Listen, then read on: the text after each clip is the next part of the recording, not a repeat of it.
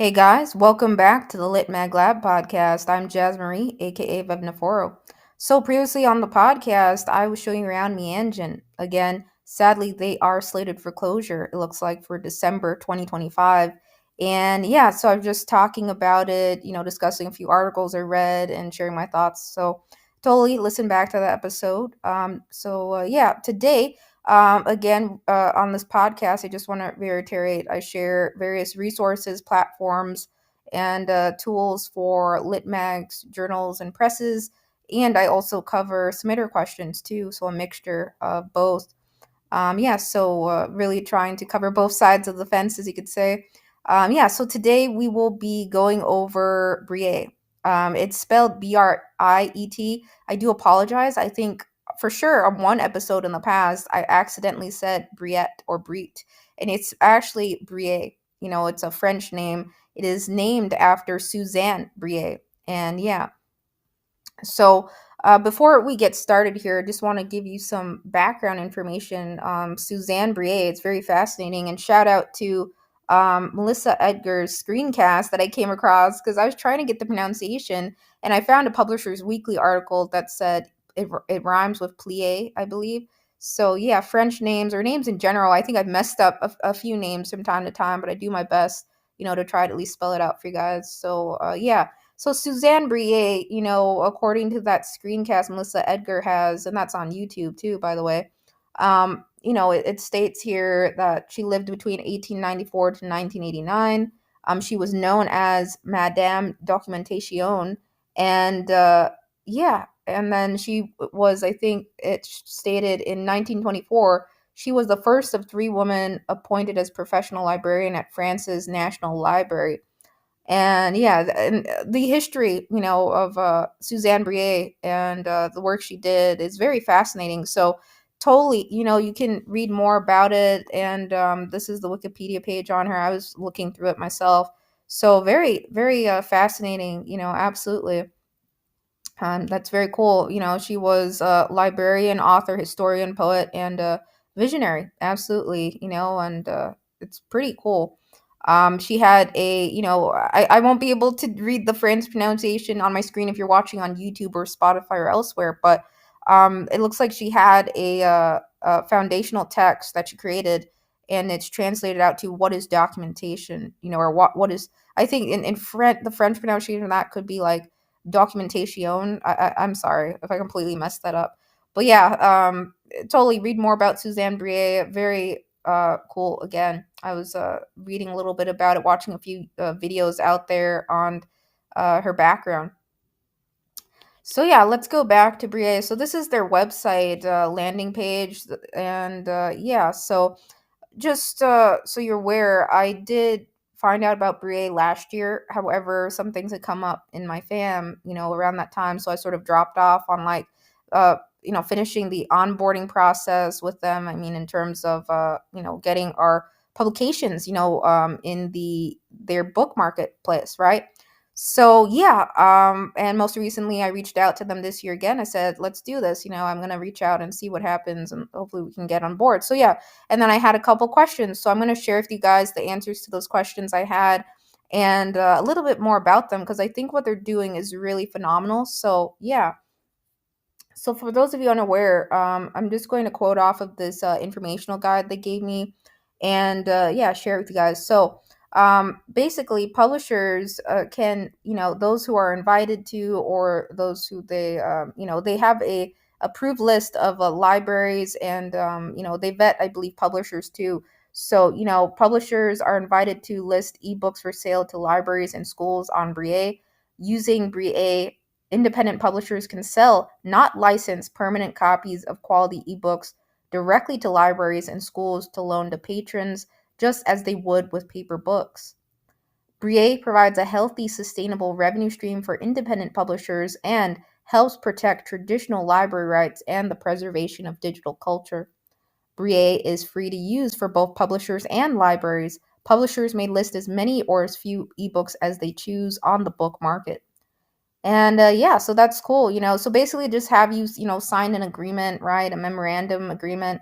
and to the sale of authorized digital copies of ebooks that you have as a publisher, to libraries you're selling them off to, right? And yeah, so it's pretty simple, the whole process of their book marketplace. I think it's really nice, actually. They're basically like, you can provide to them like an EPUB or PDF, right? Once you get on board with them, and they give you instructions on how to do that, right? And it's very simple, right? Even other places I've worked with, in terms of digital subscription platforms, it's pretty simple, to transfer or send or share files over to them for the marketplace, or the place where others are picking up issues or publications. So yeah, I think what's really cool again is that publishers receive, and I'm quoting this off of their informational guide, publishers receive proceeds of sales to libraries and schools monthly over Zelle or PayPal. So publishers will receive 100% of the sales.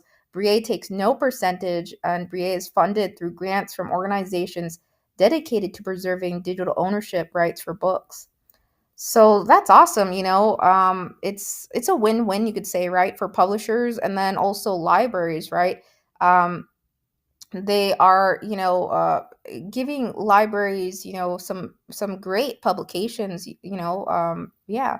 And then you are also, as a publisher, getting, those sales back to continue, your series, or the publications you're doing, right? Every bit helps. So I think that's awesome.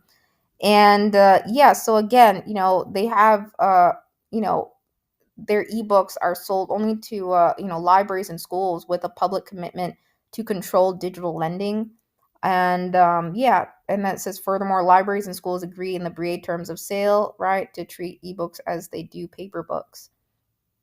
And it has various library partners, and things like that. So that's awesome. It's very organized. And yeah, so I've interacted with two on at BRIET, and yeah, they were very helpful, answering my questions and responding. So yeah, I just want to take the time to cover it for you guys a little bit. You can see here I'm on their website, right? So it says has four interwoven applications. So right, the invitation only here. This is the server section. It says like run a catalog, ingest their open feed of books powered by book server. The market, right, which is open to all librarians. Librarians browse for ebooks and easily add them to their catalog. And then the reader section, right, for all patrons. So it says here a white label hosted reader software for patrons to access their borrowed ebooks. So yeah, that's really cool. So they have a demo here. So if I launch that, it's going to basically look like this.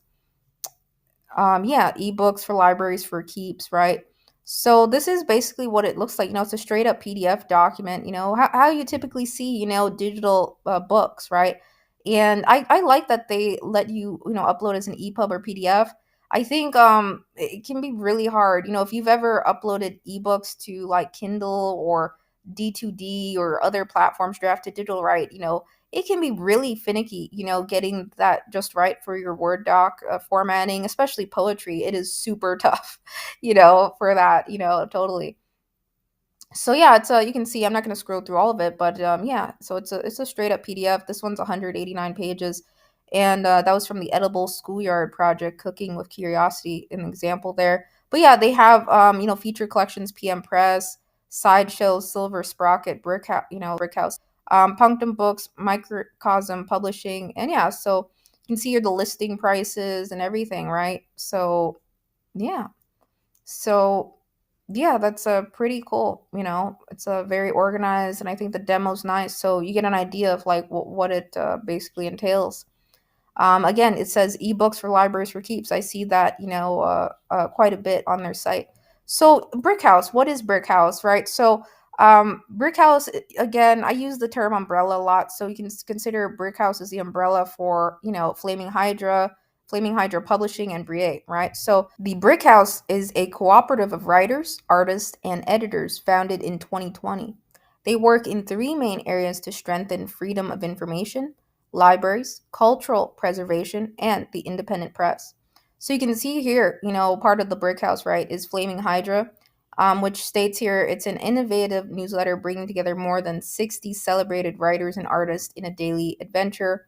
Then we have BRIET, the platform I'm talking about, right? A new platform where publishers can sell permanent ebooks directly to libraries.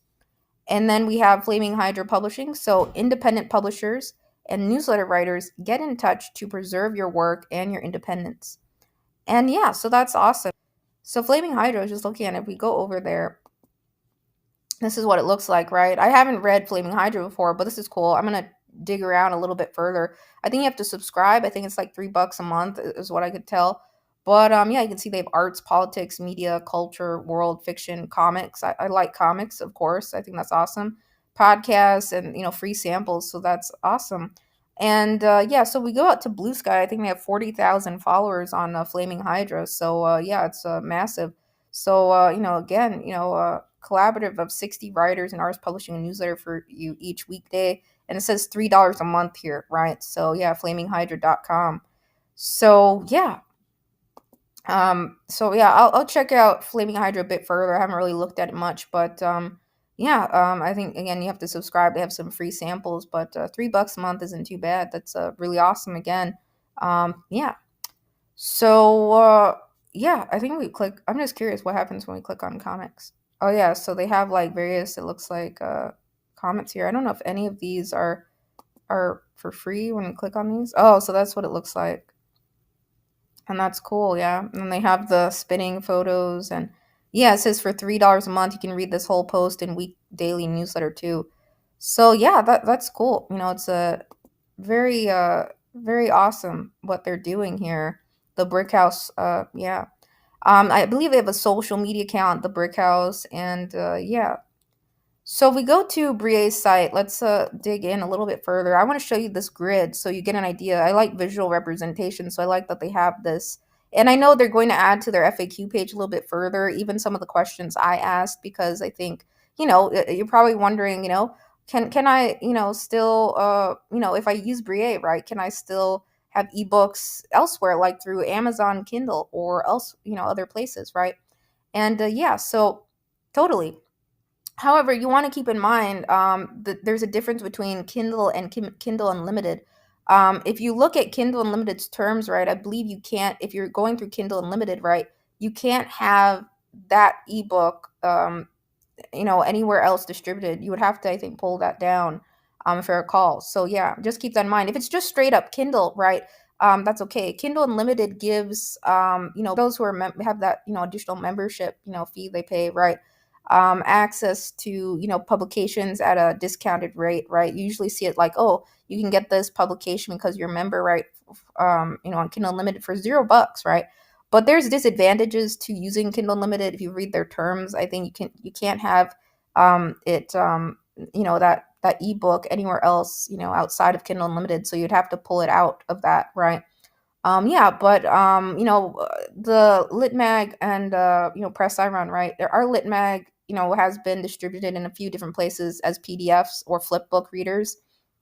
And then our chapbooks, we do ebook versions of them. And we just put those through Kindle. And I was considering putting them to draft to digital and stuff, but the formatting with draft to digital is a little bit tough with poetry. They do have a poetry style formatting section that you can click on. I didn't realize this till later. Like on the side, it literally says format for poetry and on that, but it's still pretty finicky.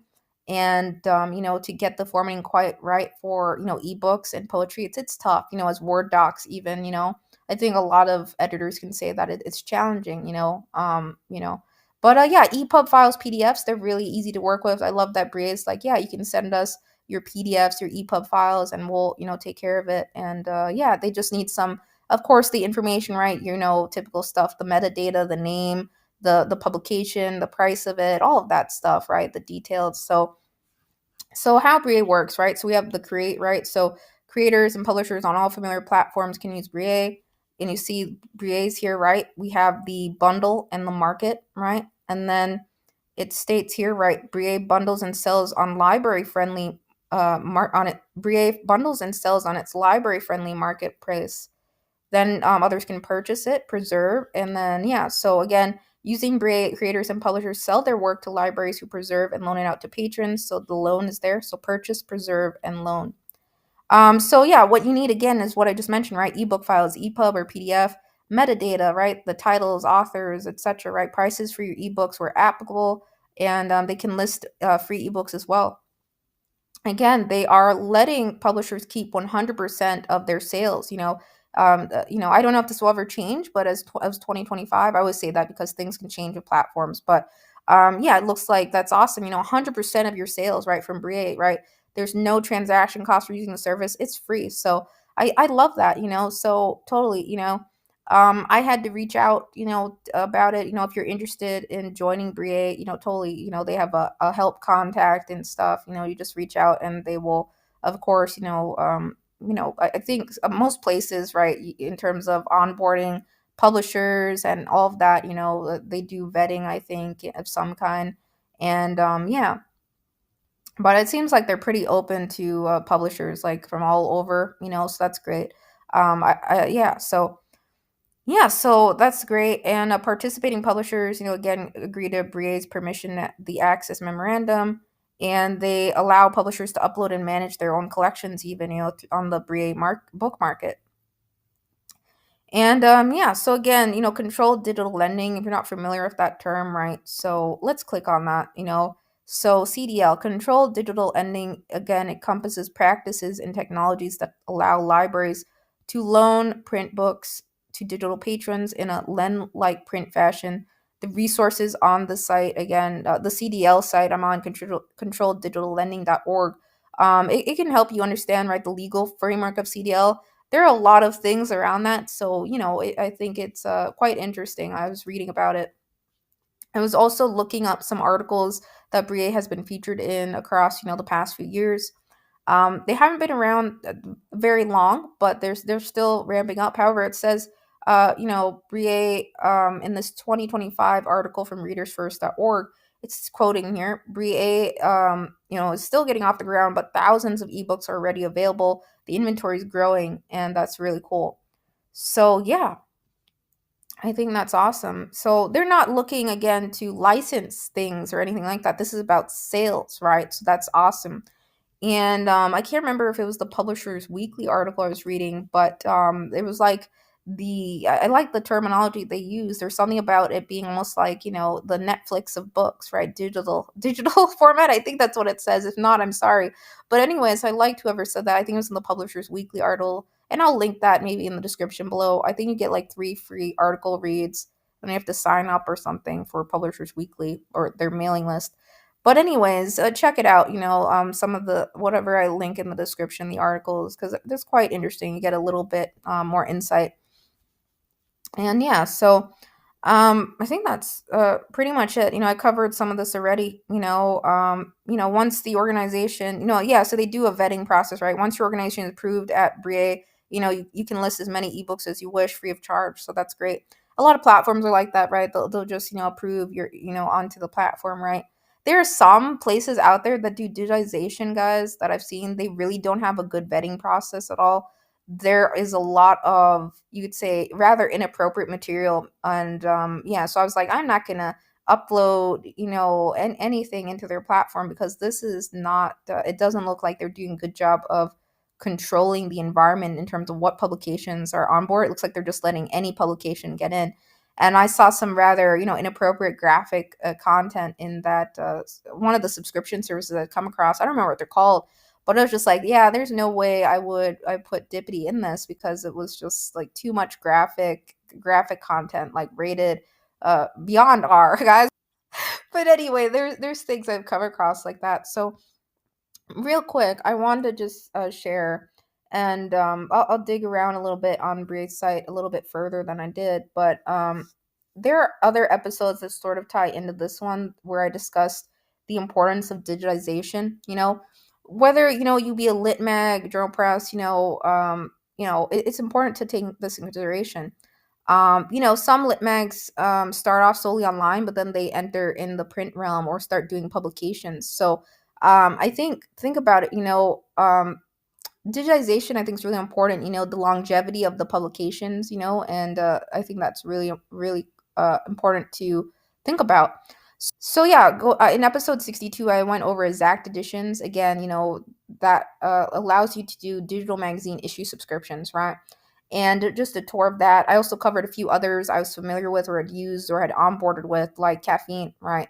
And yeah, and then another episode you should guys should check out on the Lit Meg Lab podcast is 20. So how to set up print and digital subscriptions. I again don't have a lot of experience with print subscriptions or maintaining those. However, I know of various routes others have taken, in terms of setting that up. And yeah, so episode 20 is a good episode to listen to, and look at the links in the description.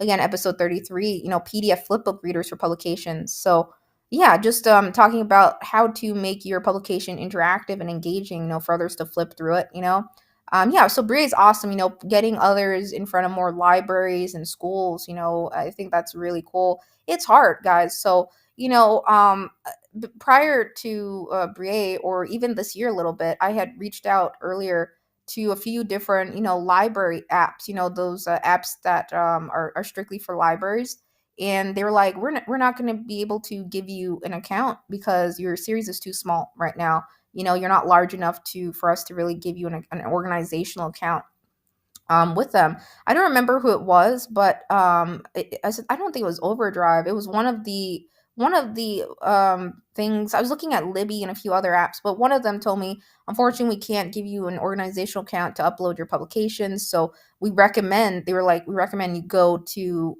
other routes. They were talking about probably like Draft to Digital, right, or some other places, right. D2D has those options to get into a lot of those, other ebook library platforms, right? And readers systems. Yeah, so I looked at D2D, and personally, I have leveraged Draft Digital for some personal works of mine. And yeah, the experience wasn't bad. I would say it's pretty tough, though, to format things for ebooks a little bit, in terms of Word docs or even other, things around that, formatting, getting it just right. It can be kind of tough, but they have, some poetry formatter I wasn't aware of. So it really helped get the alignment, to match what I had as close as possible, but still not 100% identical.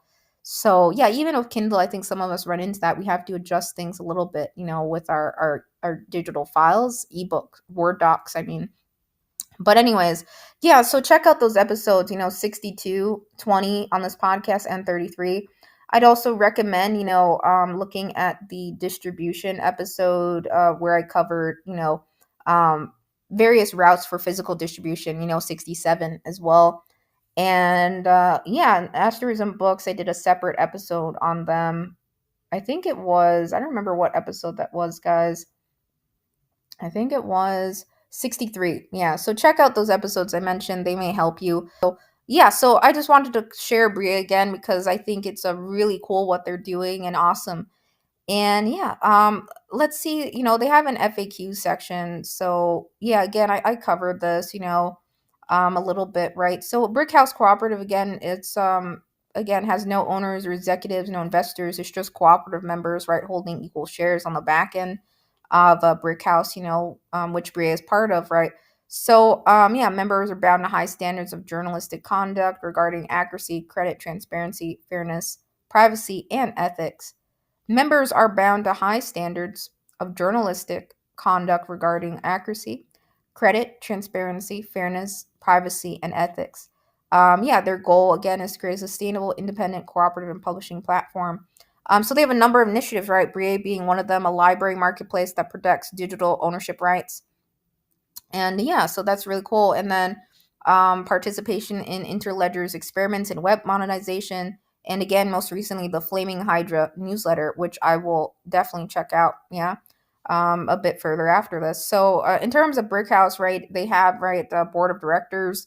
I'm going to apologize and mispronounce names, so I won't go through all of them. But I've emailed David Moore, and yeah, he answered my questions. So that was great. And Flaming Hydra, again, publishes like history, news, politics, art, and culture. And they have dozens of free unpaywalled articles too, it says here. So definitely we'll check it out.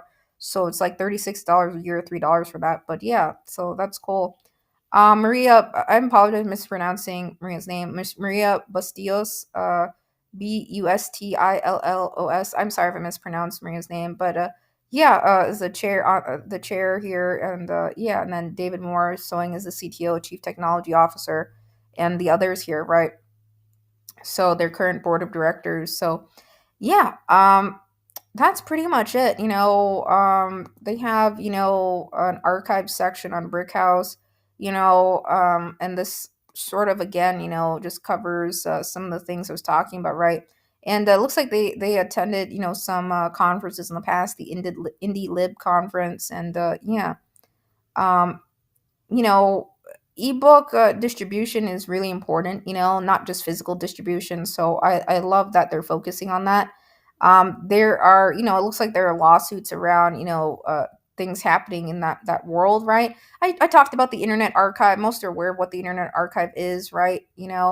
And yeah, it's hard for the Internet Archive to stay afloat, right? They also depend upon right donations and things like that, right? Yeah, and yeah, so BRIET is really striving to help protect libraries too, and it's designed by rights holders. So again, I love that they reiterate, BRIET licks. I love that they, again, I'm just reiterating this. BRIET list books that libraries can buy for keeps, not via temporary licensing from independent and small publishers.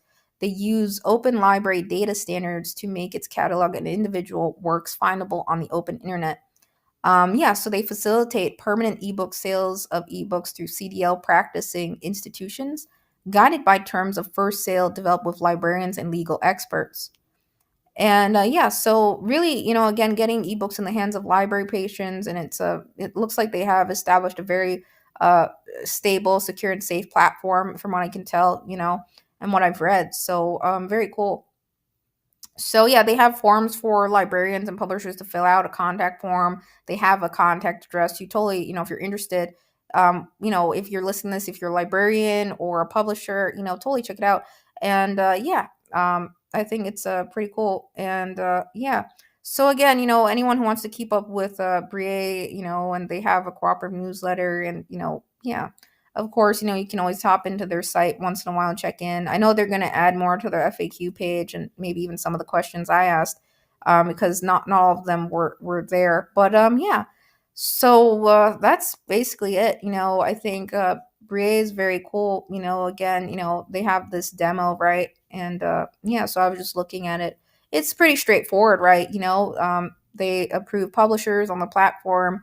They then facilitate, with their marketplace, getting that in front of their approved libraries, the schools, and everything in that marketplace, and you get to keep 100% of the sales. I think that's really beautiful and lovely. So yeah, free platforms, I'm all for that. No cost to us, might as well, try. And I reached out, and yeah, so yeah, I found out about BRIET, last year through CLMP, which I covered. If you're not familiar with CLMP, just an episode before the Me Engine one, right? That was 82. So listen back to CLMP, right? The benefits of being on the membership or even subscribing to their newsletters, you get a lot of great information, right? So yeah, what else? I feel like I'm missing something, but I think that's basically it. Yeah. There are quite a few articles that BRIET has been featured in that I was reading, and it's pretty cool. So totally, I'll link the Publishers Weekly article below, and maybe the other article I quoted off of, found. I think that one was from July 2025. Additionally, libraries, I'm sure you're all aware, the amount in existence has declined, drastically, right? And it's a very heartbreaking, in terms of the amount of libraries that are around, nowadays, So I think, in the last, let's say 10, 15 years, um, around the world, probably several hundreds, thousands of libraries have closed, right?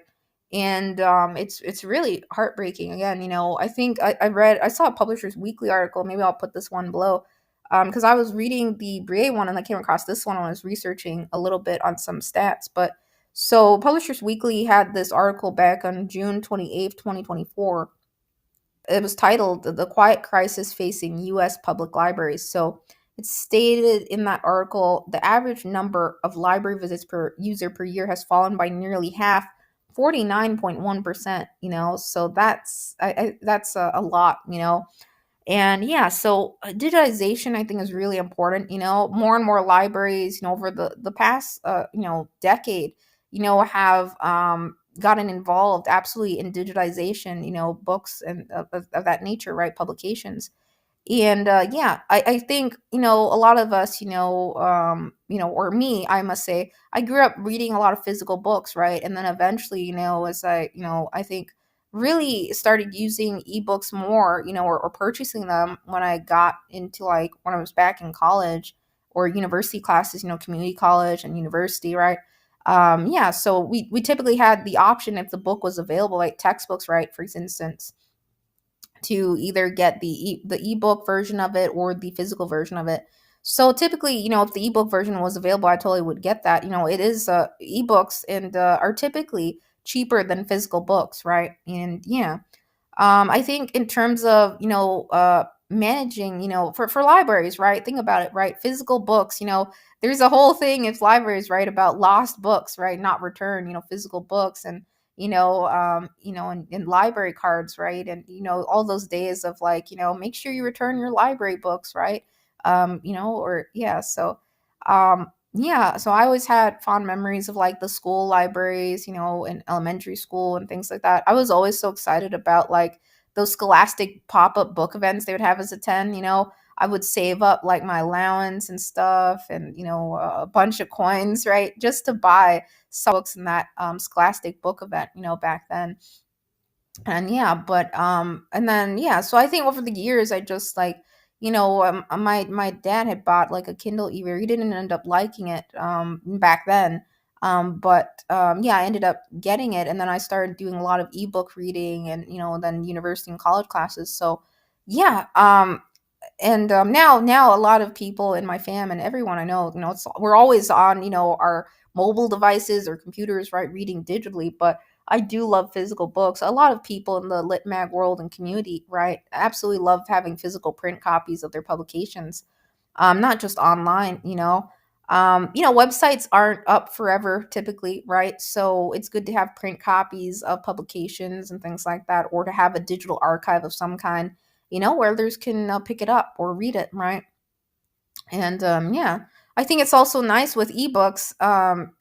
Let's say you lose your place, right? Or your bookmark falls out of a physical book, right? An ebook can easily search, where you were by keyword or something, and I think a little bit easier, right? Just sharing some fun memories and stuff with you guys. But yeah, anyways, I think the book market is really cool. I think they're going to continue to grow. I think it's really awesome.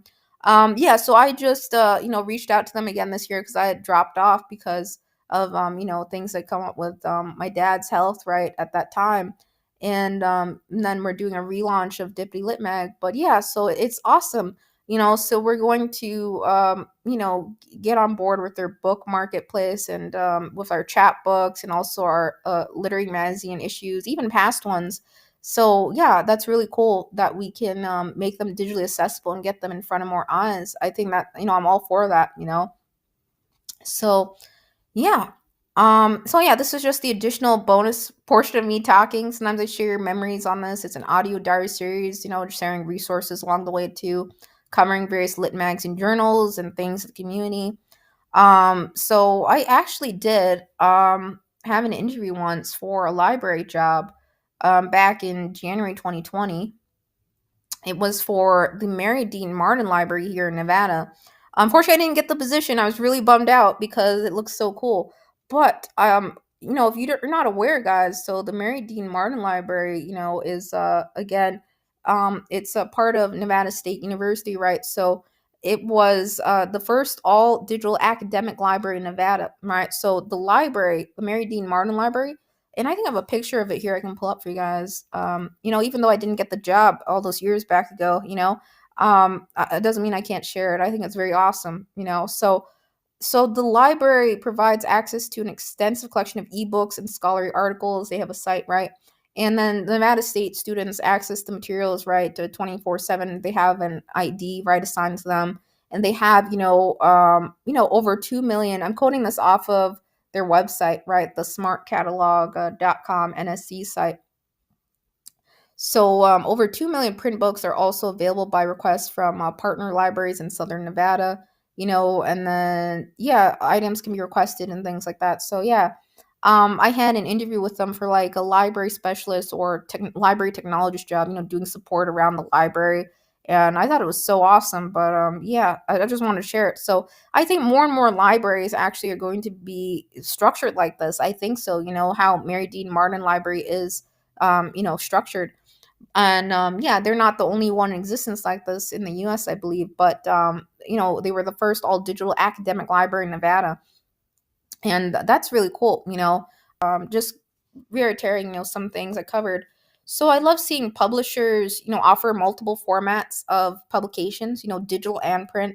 Not everyone likes to have physical copies, nor has room for them. Unfortunately, their bookshelf or at home, right?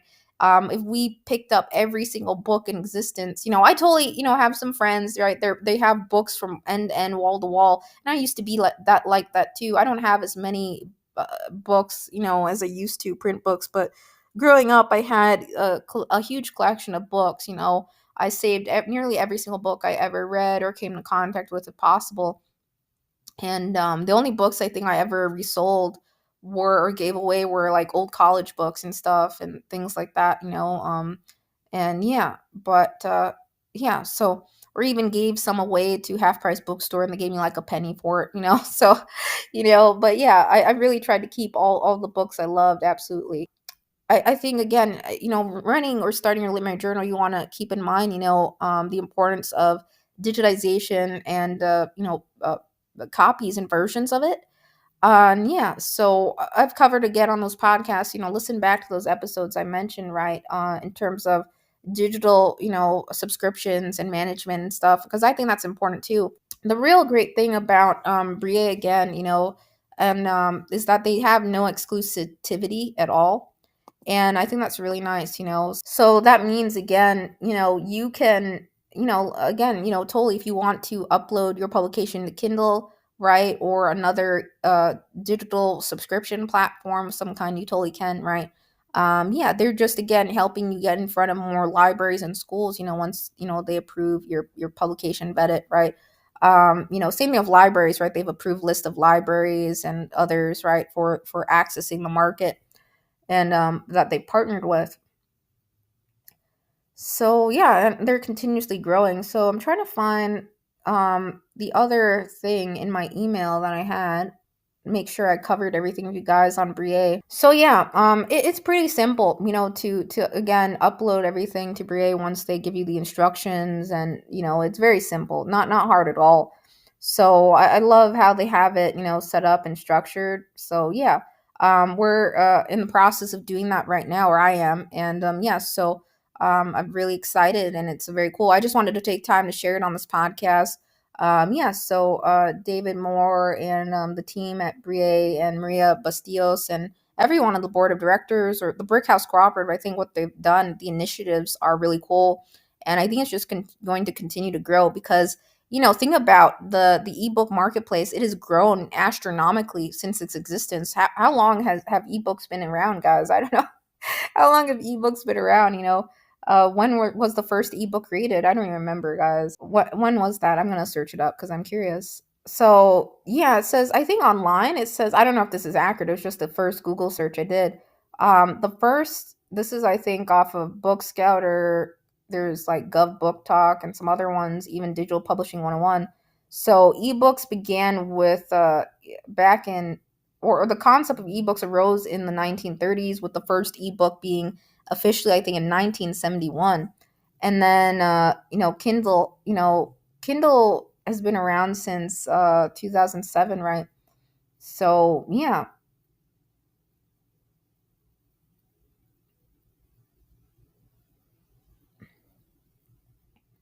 So yeah, Kindle was launched right back in November 19th, 2007. I remember when Kindle was released, I was like so excited. I was like, that's how I first shared, aside from Smashwords, and then I went to Kindle.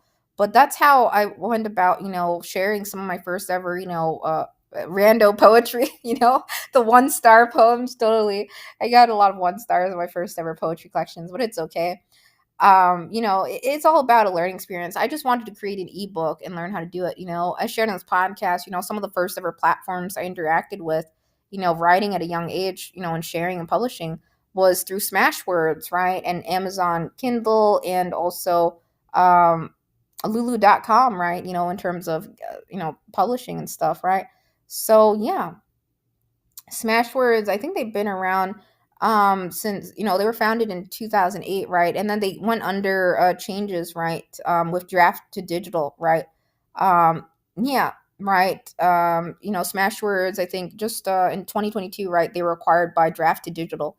So yeah, then everything migrated over to them, whatever you had. And yeah, so yeah, it's very, very interesting, the whole ebook world. So yeah, I just wanted to take time to show Brie. And yeah, so again, really like the structure of it, and everything I've seen thus far. So really looking forward to, having our publications, in their marketplace, right, and accessible to librarians and schools, right, and yeah, that others, if they want to, totally pick it up. They have a lot of really cool publishers already that they've onboarded.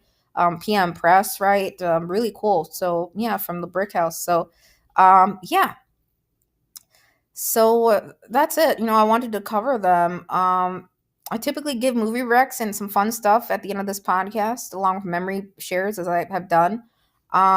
So yeah, one of my all-time favorite movie series, guys, that you should watch. I give this recommendation to all my friends because my dad and I really loved this movie trilogy. We watched it together, and it was really funny the first time we watched it, and then I watched it a couple other times.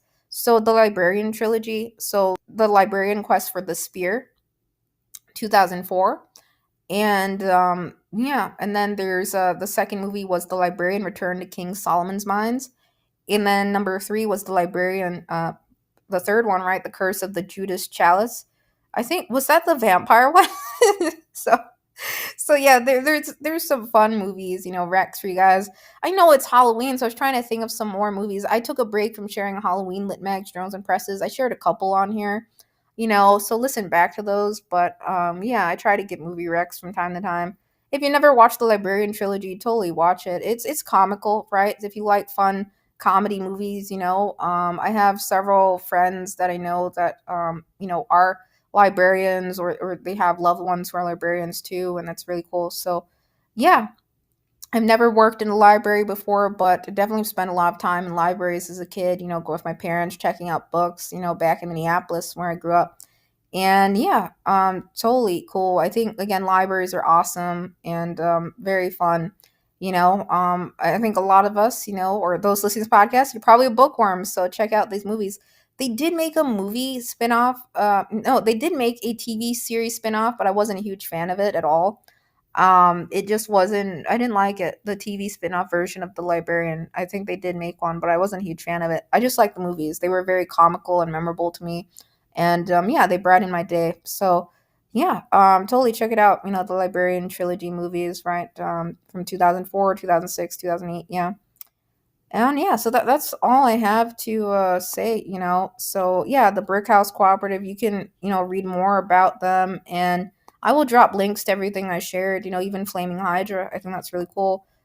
So yeah, again, they it looks like, right, they have a donation section even to support their work. So totally, I think what they're doing is really awesome. So yeah, and it says here they have a partner 501c3 organization, Participatory Politics Foundation too. So yeah, so that's basically it. Yeah, again, they're gonna add more to their FAQ section. So I just wanted to cover it a little bit. So yeah, that's a Briet, BRIET, right? And yeah, named after Suzanne Briet again. And I'm sorry I mispronounced it. I think on a couple episodes back. I'm so sorry.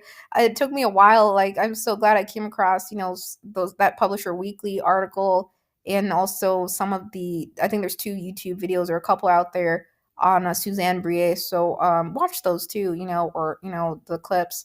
There was a screencast on Suzanne Briet I was watching, and just reading about her life. It was very fascinating again.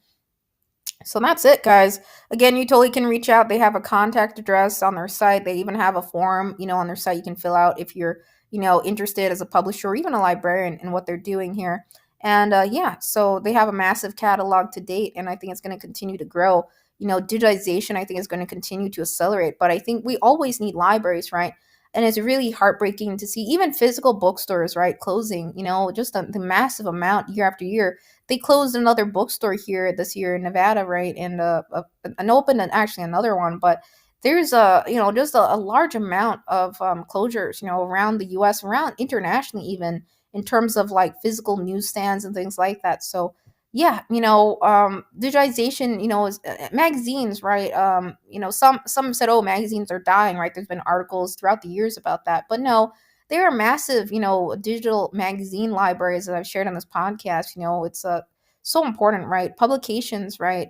Books, they're never going away. Reading is so important and vital. Yeah. Anyways, yeah, so it's really heartbreaking whenever you hear a bookstore or library close. So I love seeing initiatives around supporting libraries and supporting publishers, right? So both sides. So this is really cool. Their marketplace, again, I will drop links again in the description to everything I was discussing and sharing. So that's it, yeah, for this episode. Again, listen back to some of the episode numbers I mentioned a bit earlier. May help you in terms of other things, in terms of taking consideration, when you put together, let's say, issues for your publication, right? I think it's nice to do, PDF interactive flip throughs too, with your readers. And there are some lit magazine journals I covered on this podcast that have their own mobile apps and digital readers too, on top of that, which is really cool. And yeah, so Cosmic Horror Monthly, right? And yeah, so totally. And yeah, just one additional PS note here. So I think it is crucial to be aware of some of the terminology in the publication world and space. And yeah, things like DRM, digital rights management, you may come across that, if you've ever self published a work, even, let's say through Amazon or Kindle or elsewhere, right? You typically see some information check boxes there around DRM, and what that entails, right? You want to be mindful about what you're checking, not checking, in terms of digital rights management. And again, some platforms absolutely do have exclusivity, right? Where they're like, you can't have this anywhere else, right? Just through us. So you want to be very mindful about that. Thankfully, BRIET doesn't have anything like that. That's great. Even a lot of the other places I've worked with, or some of them that I've mentioned on this podcast, they're totally like, yeah, again, some places have an agreement where you don't necessarily get 100% back of sales. Sometimes they do. Again, as I mentioned, most digital subscription platforms, there's like a 50-50 split, 70-30 split, 60-40 split of sales, but not every place is like that, So I think it's nice that BRIET is like, no, we're giving 100% back to publishers, and that's really cool. Yeah. So yeah, just be aware. I recommend you do research a little bit further beyond this podcast on DRM, digital rights management, even controlled digital lending, right? CDL, that model. Where libraries digitize, a physical book, or that whole lending borrowing model, right? It's quite interesting, the CDL and practices and everything. Yeah. So that Publisher's Weekly article, right? I was reading it too, and it was back in, I think, 2025, recent this year. Yeah, just I think in the summer. There were quite a few articles around BRIET that I was reading around in the summer. So yeah. So I think in that article, I'm just quoting it off that Publisher's Weekly article by Nathalie. I apologize, I can't pronounce last names, but I'll link this in the description. So it states here, one of the quotes I think a team had from BRIET was like, just quoting this, right?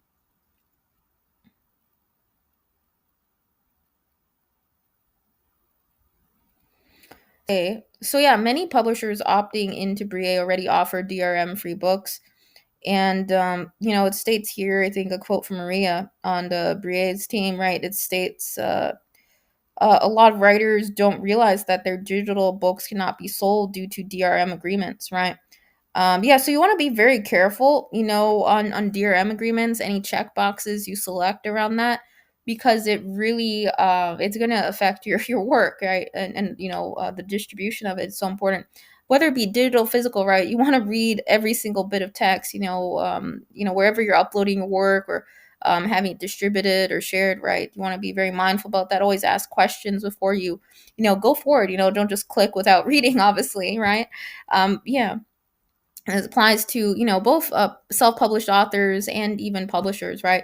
You want to be mindful about how you are distributing your work digitally too, not just physically in print. There are a lot of constraints and things, and legal terms, in terms of that all, right? That world and realm of ebook distribution and digitization. So yeah, I will link some of the articles I was reading about BRIET a little bit further, so you can check it out. And yeah, reach out. They totally are able to answer, maybe of additional questions I didn't cover, things like that, obviously. Or maybe you want to learn more about it. Yeah, they're willing to totally, answer questions and stuff. So yeah, I think it's awesome. Again, so just want to give a shout out, once again to the team at BRIET. I think I interacted again with David Moore and Heather Newman, right? So yeah, Flaming Hydra, right? The team too. So yeah, very very cool. Again, what they're doing, definitely check it out, especially if you're interested in Brick House too.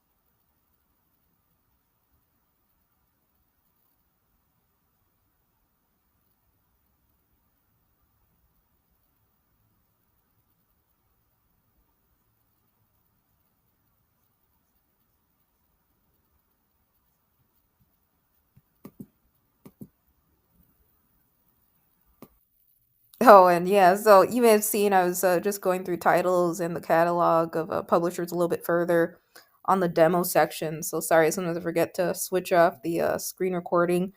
But yeah, real quick before I sign off here, I just wanted to mention this again. So you may have seen this page on the Brick House site, right? And it states here, just quoting this, so they make an important point, right? The right of libraries to own their collections is the bedrock of cultural preservation. Books that can't be owned are books that can be tampered with or even taken away. And yeah, so way back in 2021, a couple years ago, that's when they had their first ebook sale, to a library. And then ever since then, right, BRIET, has been developing and growing quite a lot. Again, I've come across articles saying their library consists of thousands of titles now, so that's amazing. And yeah, so I think in terms of the longevity of like libraries, ebooks, right? I think academic libraries are absolutely always going to be needed. Whether they turn out to be mostly digitized or half and half.